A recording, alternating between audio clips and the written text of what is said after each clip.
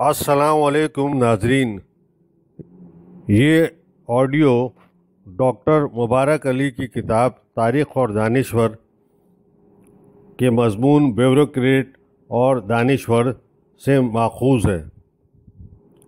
ہمارے دانشوروں میں سے ایک قسم کے دانشور بیوروکریٹ اور انتظامیہ کے اعلیٰ افسر ہیں۔ ان میں شاعر، ادیب اور محقق سبھی شامل ہوتے ہیں۔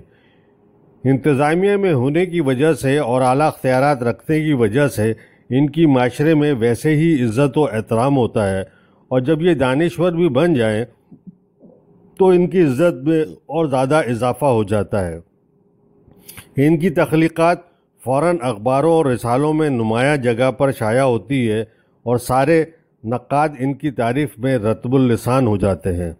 ہر مشہور پبلشر ان کی کتابیں چھاپنے پر تیار ہو جاتا ہے، اور کتابیں چھپنے کے بعد ان کے شعبے کے لوگ اور دوسرے افسران ان کو خریدنے میں بڑھ چڑھ کر حصہ لیتے ہیں۔ بحیثیت دانشور ان کا مقام فوراً معاشرے میں تسلیم کر لیا جاتا ہے، اور یہ جلسوں کی صدارت اور ادبی تقریبات میں چیف گیسٹ کی حیثیت سے مدعو کیے جاتے ہیں۔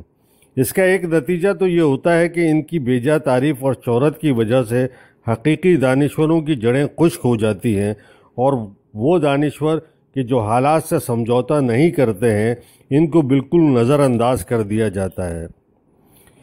بیوروکریٹ دانشور کا ایک کام یہ ہوتا ہے کہ کس طرح سے تاریخ کو مسخ کریں اور اپنے سرپرستوں اور ریاستی پالیسیوں کو کس طرح سے جائز ثابت کریں۔ اس کی دو مثالیں ہمارے سامنے ہیں۔ قدرت اللہ شاہ، جو بحیثیت افسانہ نگار کے کوئی زیادہ اعلیٰ افسانہ نگار نہیں تھے، مگر جب تک وہ افسر رہے انہوں نے اردو ادب کا بڑا افسانہ نگار بتایا جاتا رہا۔ انہوں نے آخر میں شاب نامہ کے عنوان سے اپنی سوانح لکھی اور کوشش کی کہ وہ اپنا مقام تاریخ میں بلند کر جائیں۔ اول تو انہوں نے اس بات کا دعویٰ کیا کہ بحیثیت انڈین افسر کے انہوں نے پاکستان کا ساتھ دیا، اور خفیہ طور پر معلومات مسلم لیگ کے رہنماؤں تک پہنچائی۔ اس طرح سے انہوں نے خود کو تحریک پاکستان کے سرگرم کارکنوں میں شامل کیا۔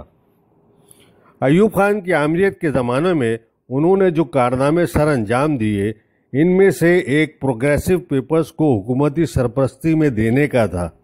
اس میں انہوں نے سرگرمی سے حصہ لیا، مگر اسی کتاب میں ان کے وہ ارشادات بھی ہیں کہ جو انہوں نے ایوب خان کی جمہوریت کی بحالی کے لیے دیے تھے۔ اس لیے ان کی وہ حیثیت ابھر کے سامنے آتی ہے کہ جس سے ایک جابر حکمران کے سامنے کلمہ حق بلند کیا، اور آخر میں شہاب صاحب صوفی بزرگ بن جاتے ہیں کہ جن پر پوشیدہ رازوں کے انکشاف ہو رہا تھا۔ اس طرح الطاف گوہر نے ایوب خان پر کتاب لکھ کر اس بات کی کوشش کی کہ انہوں نے بحیثیت افسر کے جو وقت ایک آمر کی خدمت میں گزارا ہے اس کا کوئی جواز پیش کیا جائے۔ اس میں انہوں نے یہ کوشش کی کہ ایوب خان کی تاریخ لکھتے ہوئے اس کی داخلی پالیسی اور معاشرے پر آمریت کے اثرات کو بالکل نظر انداز کر کے اس کی خارجہ پالیسی پر زور دیا ہے کہ جس میں ایوب خان قداور شخصیت کی حیثیت سے ابھر کے آتے ہیں۔ اس پوری کتاب میں بڑی خوبصورتی سے تاریخ کو مسخ کیا گیا ہے، اور واقعات اس طرح بیان کیا گیا ہے کہ اس سے نہ صرف ایوب خان تمام الزامات سے بری ہو جاتے ہیں بلکہ الطاف گوہر کے گناہ بھی اس کے ساتھ ہی دھل جاتے ہیں۔